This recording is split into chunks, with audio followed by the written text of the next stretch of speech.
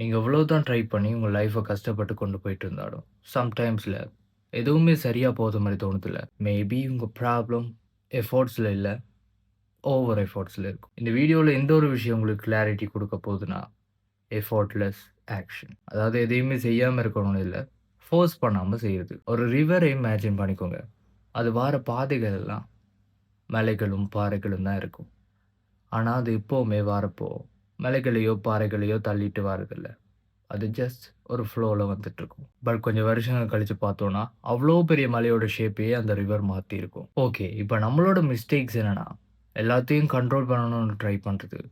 Over planning, over thinking and எல்லாத்தையும் force பண்ற mind set. And புரிஞ்சுக்கோங்க, இதனால நம்மளோட எனர்ஜி தான் வேஸ்ட்டா போகும். அண்ட் எப்பவுமே ரைட்டான டைமிங்க புரிஞ்சுக்கோங்க. நேச்சரோட ஃப்ளோக்கு அலைன் ஆகுங்க. அப்புறம் ரெசிஸ்டன்ஸ குறைச்சுக்கோங்க. ஒரு அத்லெட்டுக்கு பீக்கான பெர்ஃபார்மன்ஸ் எப்ப இருக்கும்னா, அவன் யோசிக்காம இருக்கிறப்போ. அப்புறம் இந்த பிசினஸ்ல எவன் ஒருத்தன் கஷ்டப்படுறானோ அவன் தான் ஜெயிக்கணும்னு இல்ல.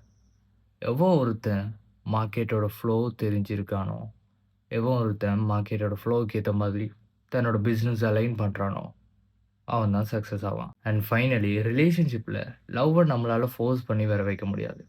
அப்புறம் ரெஸ்பெக்ட் அதையும் நம்மளால டிமாண்ட் பண்ண முடியாது. என்னடா இவன் எஃபோர்ட்லெஸ் ஆக்ஷன்றான். அப்ப நம்மள எல்லாம் லேசியா இருக்கணும்னு சொல்றானா? இந்த எஃபோர்ட்லெஸ் ஆக்ஷன்றது லேசின்னு மீன் ஆகாது.